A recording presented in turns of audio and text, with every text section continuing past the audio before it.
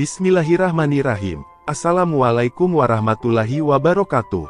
Sobat Silsilah dimanapun berada, pada kesempatan kali ini kami akan kembali lagi mengisahkan kisah-kisah perjalanan spiritual orang-orang pilihan Allah. Sebelum kita menyimak kisahnya, untuk teman-teman yang menyimak tayangan ini, dan belum subscribe, silahkan bisa subscribe terlebih dahulu agar channel WBC Studio ini lebih berkembang lagi, dan kami lebih bersemangat lagi dalam membuat konten-konten terbaru di WBC Studio. Dan untuk teman-teman yang telah mendukung kami sejauh ini, kami mengucapkan terima kasih banyak. Semoga amal kebaikan teman-teman dibalas kebaikan berlipat ganda oleh Allah. Kitab Futuhul Ghaib, Syekh Abdul Qadir Al-Jailani. Ajaran pertama, ada 3 perkara yang wajib diperhatikan oleh setiap mukmin di dalam seluruh keadaan, yaitu 1. Melaksanakan segala perintah Allah. 2. Menjauhkan diri dari segala yang haram. 3. Ridho dengan hukum-hukum dan ketentuan Allah. Ketiga perkara ini jangan sampai tidak ada pada seorang mukmin.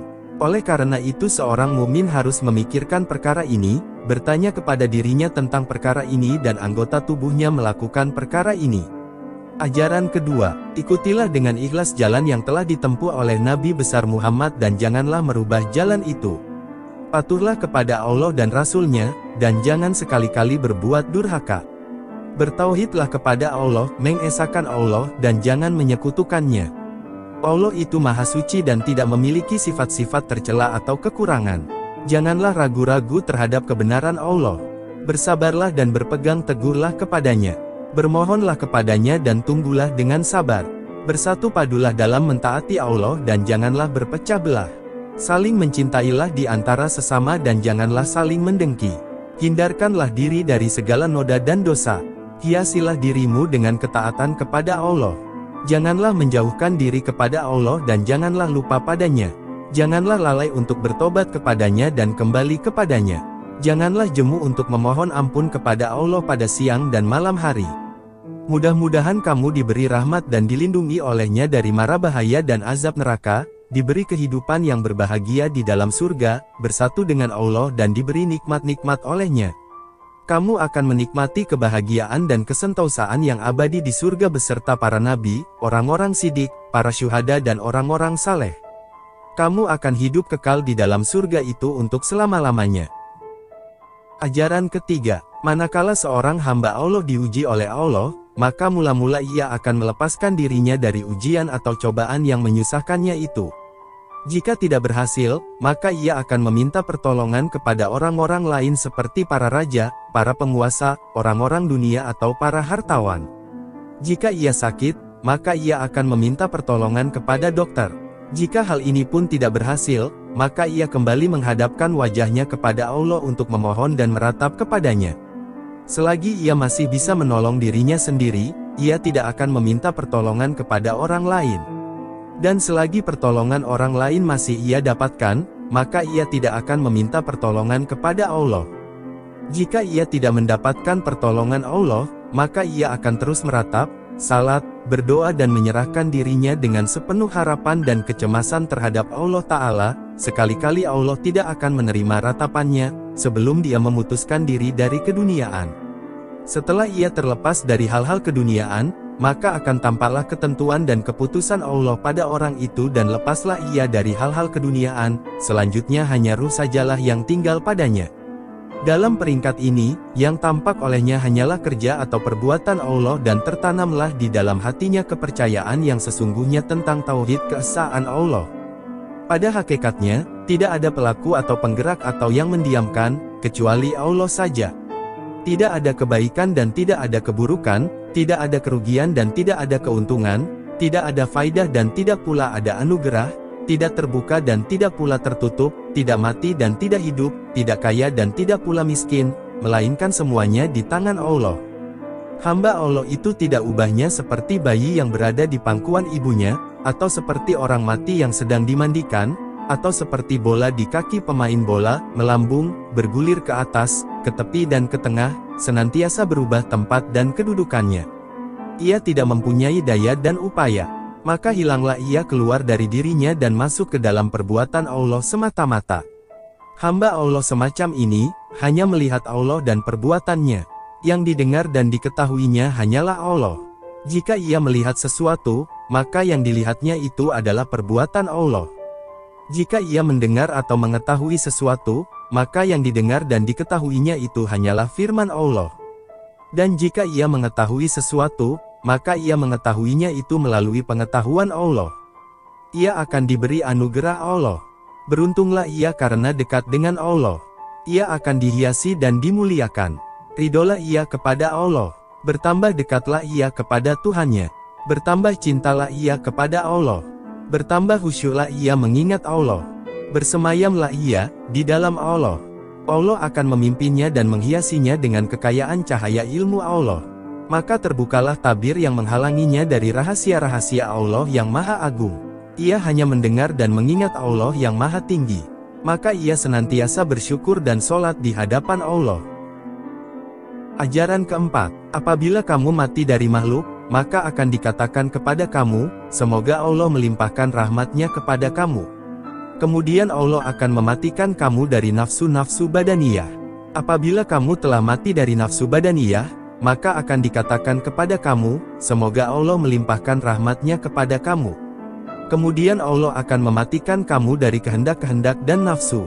Dan apabila kamu telah mati dari kehendak dan nafsu, maka akan dikatakan kepada kamu, semoga Allah melimpahkan rahmatnya kepada kamu. Kemudian Allah akan menghidupkan kamu di dalam suatu kehidupan yang baru.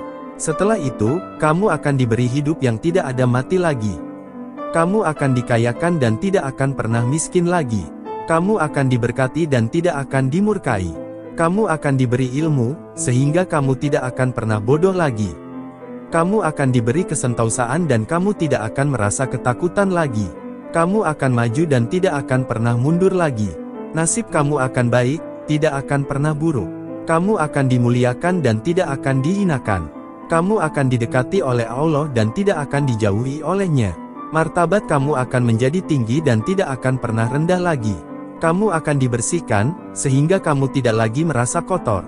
Ringkasnya, jadilah kamu seorang yang tinggi dan memiliki kepribadian yang mandiri.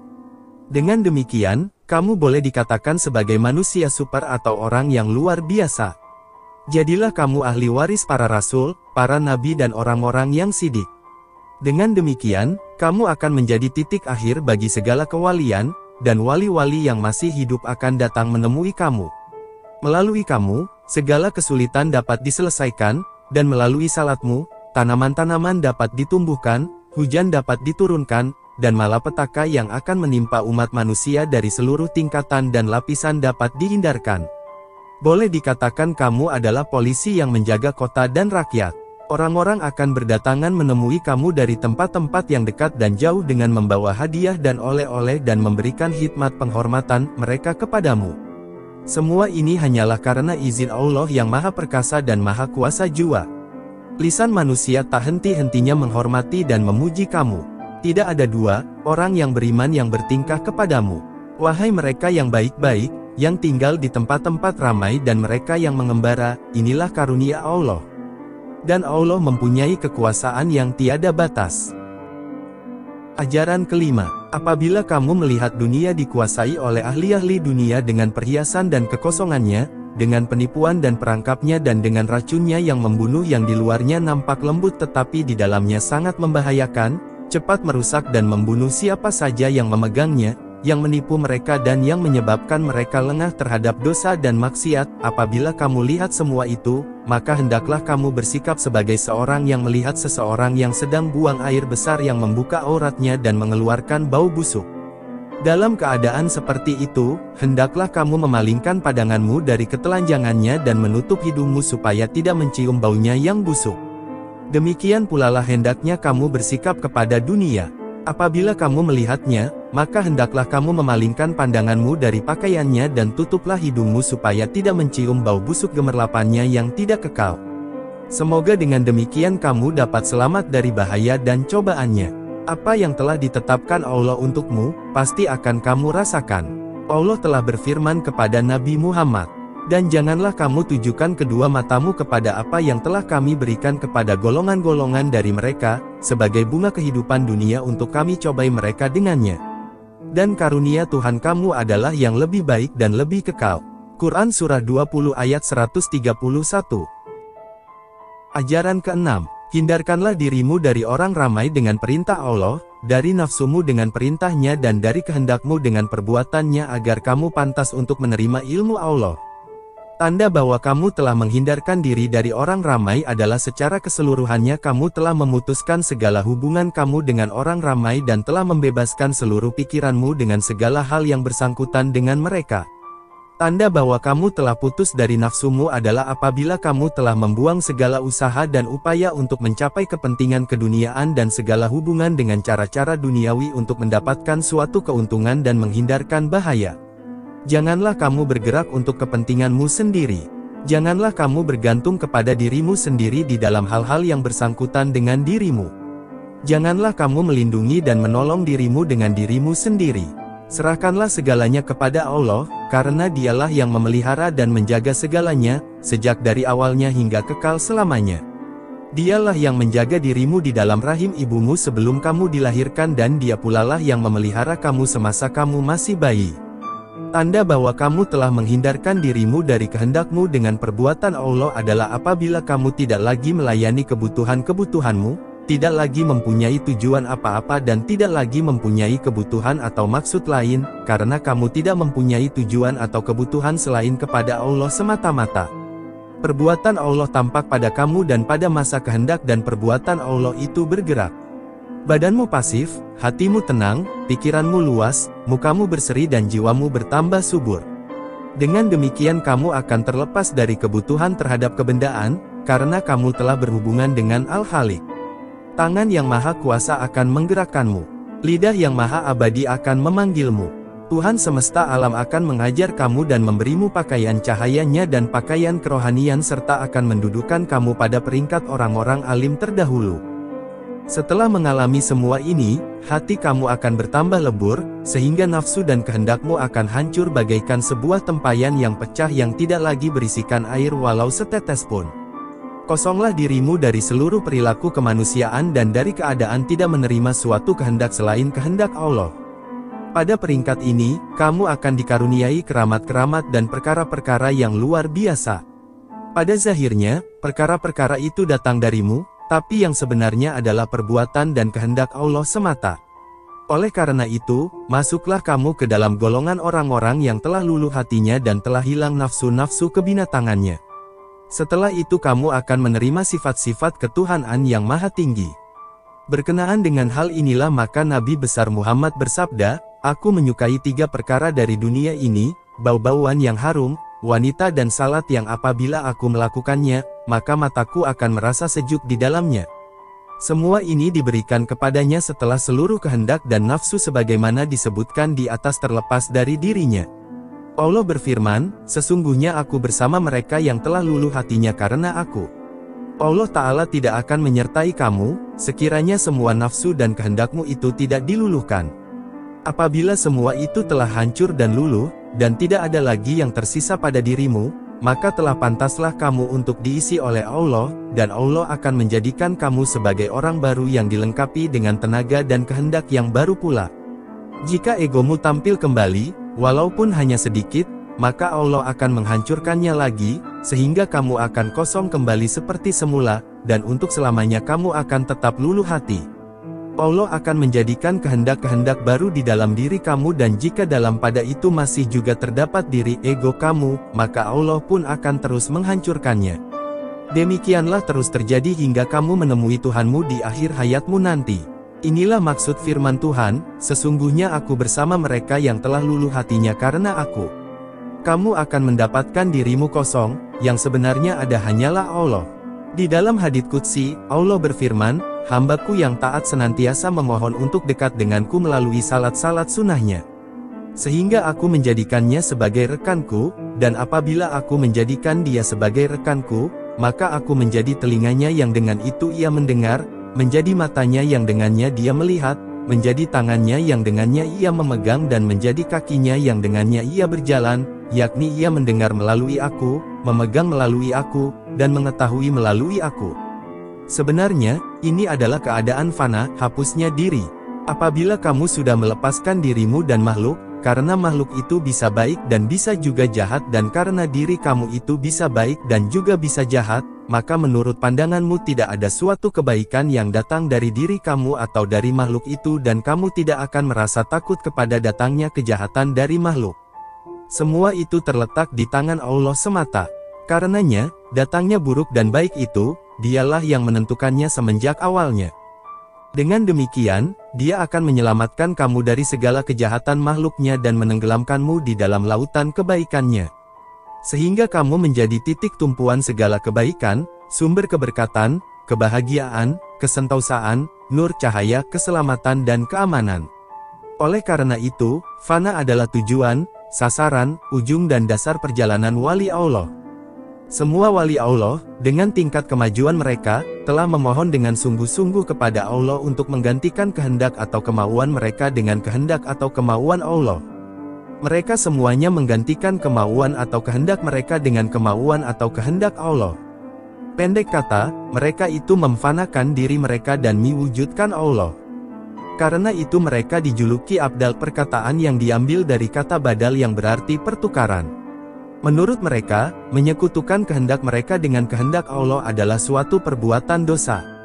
Sekiranya mereka lupa, sehingga mereka dikuasai oleh emosi dan rasa takut, maka Allah yang Maha Kuasa akan menolong dan menyadarkan mereka. Dengan demikian mereka akan kembali sadar dan memohon perlindungan kepada Allah. Tidak ada manusia yang benar-benar bebas dari pengaruh kehendak egonya, dirinya sendiri, kecuali malaikat. Para malaikat dipelihara oleh Allah dalam kesucian kehendak mereka dan para nabi dipelihara dari nafsu badaniyah mereka. Sedangkan jin dan manusia telah diberi tanggung jawab untuk berakhlak baik, tetapi mereka tidak terpelihara dari dipengaruhi oleh dosa dan maksiat. Para wali dipelihara dari nafsu-nafsu badaniyah dan abdal dipelihara dari kekotoran kehendak dari niat. Walaupun demikian, mereka tidak bebas mutlak, karena mereka pun mungkin mempunyai kelemahan untuk melakukan dosa. Tapi, dengan kasih sayangnya, Allah akan menolong dan menyadarkan mereka. Ajaran ketujuh, keluarlah dari dirimu sendiri dan serahkanlah segalanya kepada Allah. Penuhi hatimu dengan Allah, patuhlah kepada perintahnya dan larikanlah dirimu dari larangannya, agar nafsu badaniyahmu tidak memasuki hatimu setelah ia keluar. Untuk membuang nafsu-nafsu badaniyah dari hatimu, kamu harus berjuang melawannya dan jangan menyerah kepadanya dalam keadaan bagaimanapun juga dan dalam tempo kapanpun juga. Oleh karena itu, janganlah menghendaki sesuatu yang tidak dikehendaki oleh Allah. Kehendakmu yang tidak sesuai dengan kehendak Allah adalah kehendak nafsu badaniyah. Jika kehendak ini kamu turuti, maka ia akan merusak dirimu dan menjauhkanmu dari Allah. Patuhilah perintah Allah, jauhilah larangannya, bertawakallah kepadanya dan jangan sekali-kali kamu menyekutukannya. Dialah yang telah menjadikan nafsu dan kehendakmu.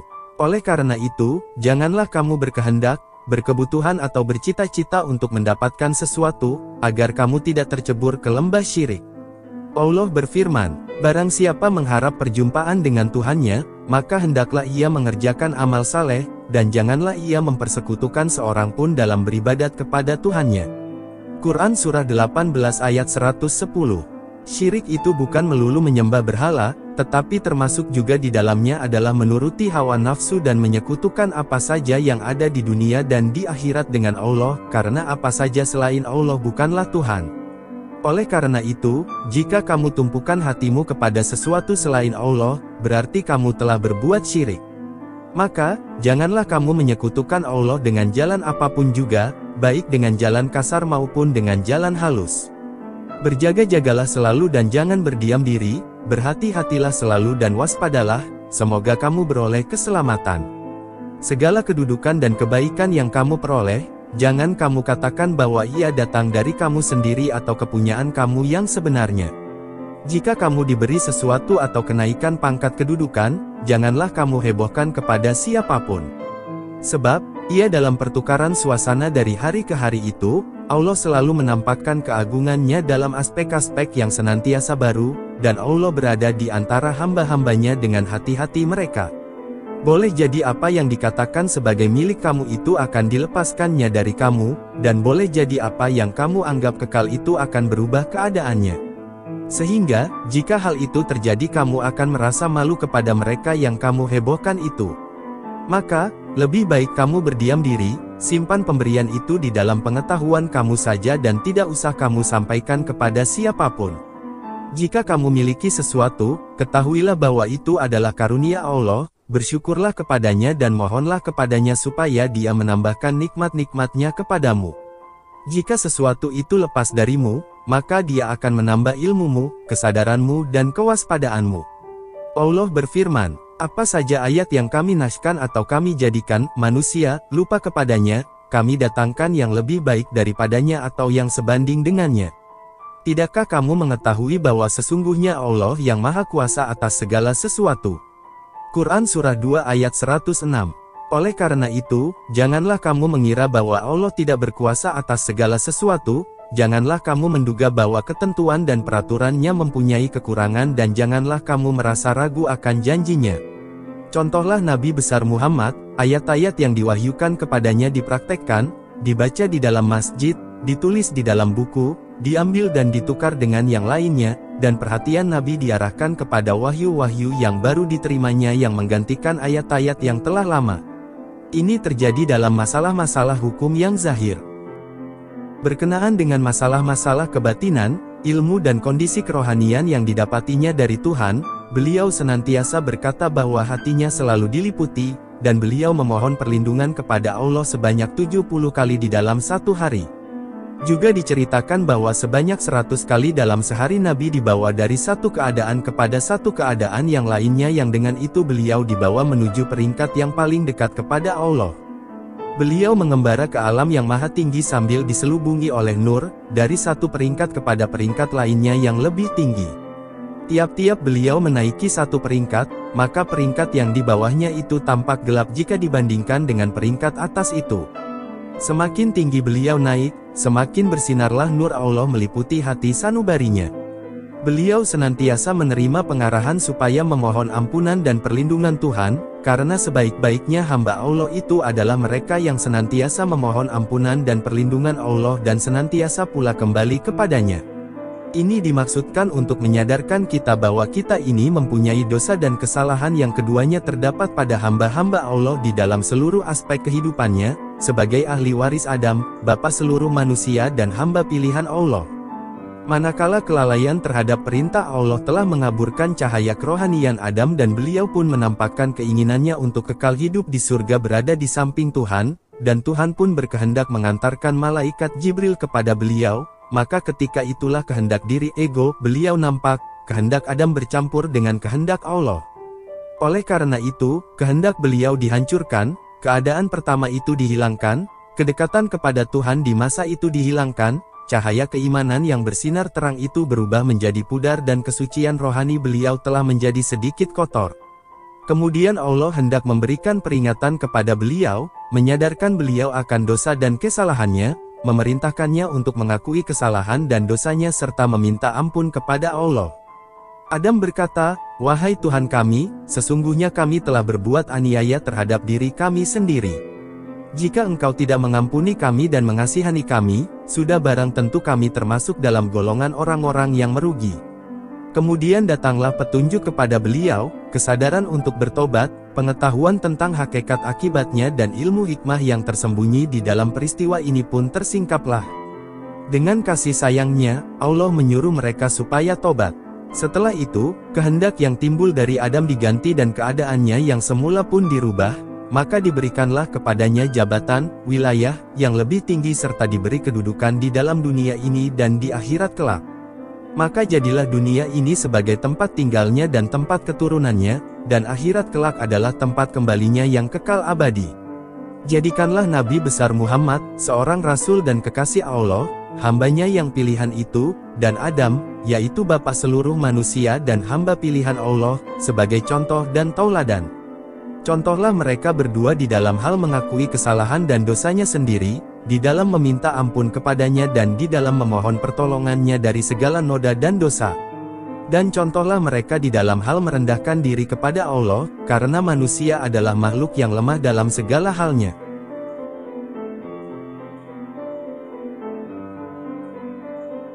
Semoga kisah di atas bisa diambil hikmahnya dan juga bisa diambil pelajaran oleh teman-teman sekalian. Mohon maaf kalau ada salah-salah kata. Waalaikumsalam warahmatullahi wabarakatuh.